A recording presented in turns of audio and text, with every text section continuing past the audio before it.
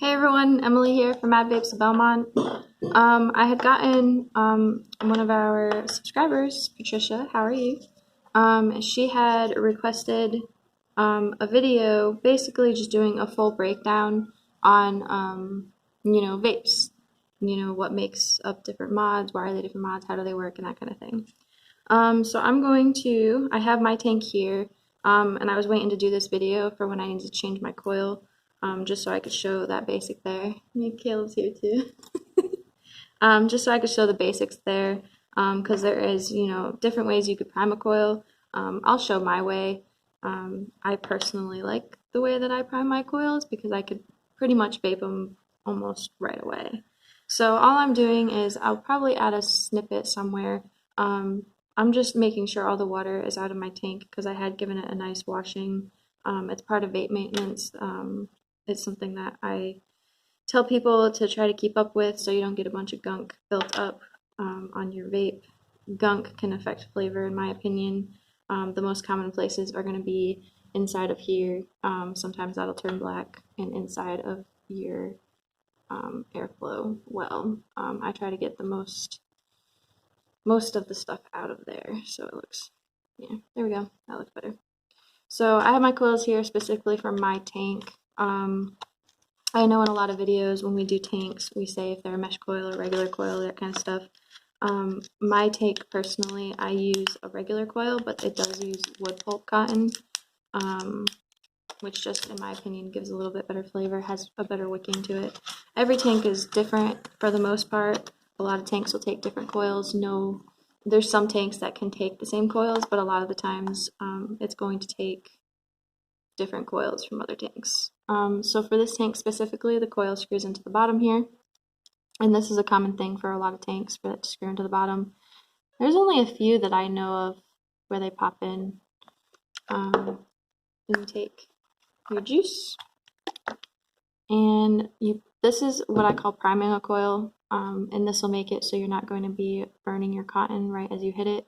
There is another method that people do where you could fill your tank up and close the airflow on it. So close this part here on it and pull on it, like if you were like, sucking up orange juice through a straw or something.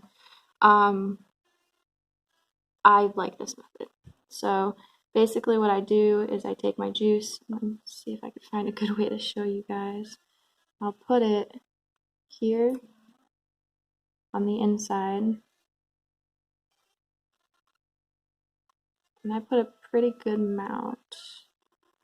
So now it looks like that, glossy and full of juice. And then I also do the sides here.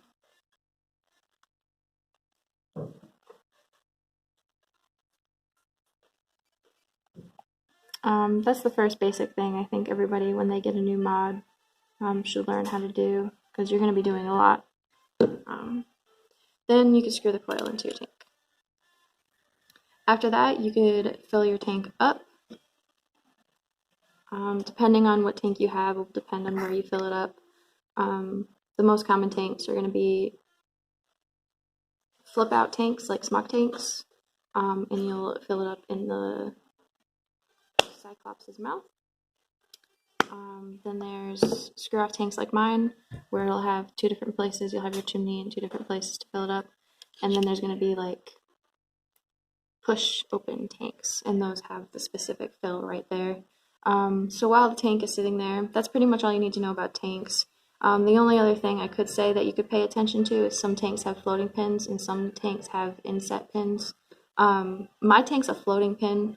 It doesn't make too much of a difference when you are using regulated mods. And with tanks, you really shouldn't worry too much about what the pins are, how protruding your pin is, because they should never be put on a mechanical device anyways. So there is pins to them. As far as how they work, that's how the tank gets power to the coil. So this gold piece here connects to the inside of the mod here. So we'll get to the mod. This is called 510 threading. That's the size of the threading is 510. You'll see in there that my specific tank has a gold piece there. That's where my pin will connect, and that's where the mod is going to give the main source of power to the tank. Then you have your front thing here, and it's backwards, but it says 72. My mod is pretty simple as far as handling goes. I don't think I have a very complicated mod to show anybody. Do you have, what's your mod? Does your mod have more than 2 buttons? No. Yeah, most mods are pretty easy. A lot of them don't have 3 buttons. There is some that do. Usually that third. Yeah, but that one's it's pretty simplified. If there's a mod out there that you're using and it has that third little button there, basically what that third button does is it prevents you from having to click through your device. So I'm sure if I look through my instruction manual, I could figure out how to turn this into a temp control mod. I have no reason to do that. I don't think anybody in the vaping world really has a lot of reasons to do it. Yeah, the Revenger X does have that third button there. So if you have a third button, as long as you have a wattage tank, you could use stainless steel or, specific wire, titanium to use as temp control. Nickel, titanium, and nickel. Yeah. Those do use temp control, but they all still work on wattage as well. I prefer wattage. It's a lot simpler, and it doesn't have that heat up time that you get from using temp control. Yeah, it's more reliable. So with these ones, you just push the buttons up and down. Every single mod is different for button-wise. A lot of them are this up and down. As far as Caleb's goes, his are both on the sides. And his screen is a little bigger than mine. But for the most part, it's usually just 2 buttons. So this is his. So these buttons here will change the wattage here. So, that's so cool how the Snow Wolf does that. Oh, like scrolls. Yeah, like scrolls. Yeah. So that's pretty much how the mod works. If you do end up getting a mod with an external battery, which I highly, highly, highly recommend getting a mod with external batteries. Reason being is because longevity life of a mod with external batteries will be far more reliable than a longevity of mod with internal batteries, because external batteries can be replaced and internal batteries cannot. With batteries, you'll have your positive side and your negative side, and each mod should tell you which way your positive and negative should go. So my negative goes this way, so my negative side here is going to be this flat side. So I pop it in there, and then my positive side is going to be this side. Yep, Caleb's is the same way. So you can see his positive and his negative. As far as these things go, I don't know if a lot of people do know how to use them. What, rhythm? Yeah, I see a lot of people wondering how to use them. It's meant to pull your batteries out. It's very nice to have. So with the ribbon, what I generally do, it depends on the mod that I have. So there's a couple ways you can do it. With my mod, I don't have to put my second battery in first to wrap the, right? Yeah. So with my mod, I could put my first battery in on top of the ribbon, and then my second battery in as well on top of the ribbon. Some mods, you have to intertwine the ribbon through. Like this one. Yeah, do you have to do that with yours? Yeah. So you'll put the battery in. Yeah. Then you'll fold the ribbon. But that's the thing, is you put this farther out battery, so instead of going inwards here, you're going to put the farther out battery in first. I know it looks backwards, and it probably doesn't make sense from here. Pretend this was flipped. So a lot of people's instinct is to put the first battery in here. And with these types of ones, you have to put it in first and then put the ribbon over that one to get it, so it'll pull the ribbon out. Just a little quick advice there. Mine's simple. I just have to put them on top of it. So to turn the device on and off, it's always going to be 5 clicks, and then you'll be able to screw your tank on like so. And then your mod will work. No, it'll say new coil first. That's what I was waiting for. Yeah. I changed the coil. My mod does that, so it'll registered that I have a new coil in here, so I'm going to press yes. If it asks if you have a new coil in it and you don't, I would always press no, because it's going to change something that your coil is meant for. Changes the ohms. Yeah, it changes the ohms, which therefore changes the voltage. It's not worth it. Just say no. Tell your mod what to do. It's your mod. The mod doesn't own you. Yeah, the mods can only be so smart, guys. Like, we've got voice control mods and, like, mods with Bluetooth speakers, but it doesn't change the fact that, it's 100% user. Yeah. Like, that's just the way it works.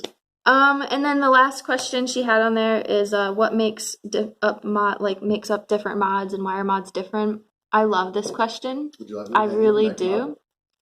What? Would you like me to hand you a mech mod for it? Well, my first thing that I want to say is chips. Chips make a huge difference in mods. Especially the gene chip. All right, so I know I love the chip in this mod. So basically, what I look for in mods is good chips. And I could tell you that a good chip, when you hit your button, your tank shouldn't have too much lag time and should hit pretty instantly. With some mods, certain name brand mods that I shouldn't mention, have chips in them that lag. And you'll know it when you go to press it. It's going to give you that lag, and you're not going to get that instant hit. I like to have an instant hit. Doesn't necessarily make it a bad mod. Yeah, some people like it. That it'll still work. It's just something that I personally look for, especially if you want to get into the hobby side of it. It's really good to have a mod that'll hit instantly with a chip, with a RDA on top. It is yeah.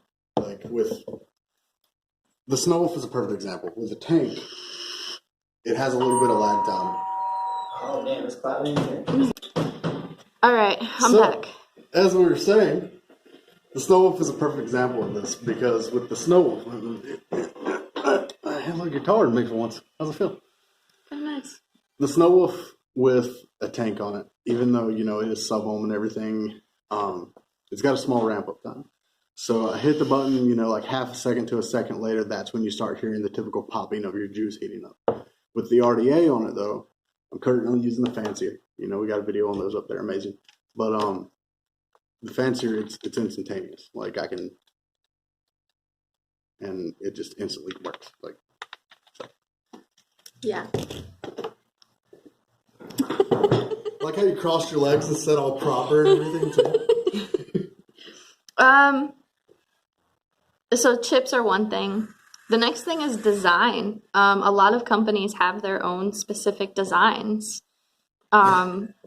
Drags have kept their same design with both of their mods, and even their Vupoos are pretty much the same design. They're a boxy style with a design on the sides, and that's their style. But it's not so boxy that it can't fit. Yes, exactly. Whereas like other mods, they have, curvature designs. Sigeli's very known, not for their older style mods, but for their most recent mods, they have very curvy designed mods. Snow Wolves are literally wolves. I can wrap my whole hand around this thing, but so yeah, when it comes even with my small hands, yeah, I have smaller hands. Whereas the first drags, they were a little wider. They were, and you couldn't wrap your entire hand around it. And then there's mech mods, which there's mech mods that just a breed of their own. They're usually straight and slim. There is some series box mods and that kind of stuff. The difference between those and regulated devices is that they don't have any chips inside of them. This is just a metal tube with a button on the bottom that'll connect your battery to the top of your tank, and you'll press it like this to hit it. Man, I haven't done this in a while. I need to pull my mech mod out. I always use the ring finger. Oh, I've always used this finger. Right. The reason why is because I have a TBL, and TBLs have very stiff springs. I would use the ring finger and the middle finger. Like with this one, since it's a shorter one, I would use the middle finger. I've always used my pointer finger, even with the big long stackable ones. Like I always look weird because my hand's like all the way at the bottom of them. So these aren't regulated at all. Don't have any chips in them whatsoever. They take a lot of research. It takes a lot of knowledge to use these kinds of things. People build up to this type of device. They're very powerful. They can blow up, and I did mention that I think I did mention that I know I've mentioned it in a couple videos. You can hurt yourself with mech mods. It's one of those devices where if you don't know what you're doing and you put a 0.03 ohm on top of a 25R battery in your mech mod, you're not gonna have a good day. Too much. It's just you're not gonna have a good day. Yeah. So it's gonna end badly for you and anybody that's standing too close. So we always recommend people start with regulated devices and not put only do we RDAs on top of that. We flat out tell people that if you're a starter and you're thinking about vaping and you're watching this video right now, I have to say, don't think you're going to be able to come in here and just pick up a mech mod and start that way. we're not going to let you. We just don't. You know, it's best for us. It's best for you. It's best for the vape industry as a whole. If you decide you want to make mod, do some research and everything. You come in, you tell us you want one. You know, we're going to quiz you a little bit, and if we determine you know what you're talking about, know what you're doing, we'll sell it to you. But if you come in here and try to ask what's start that and want to buy it, I can't sell it to you.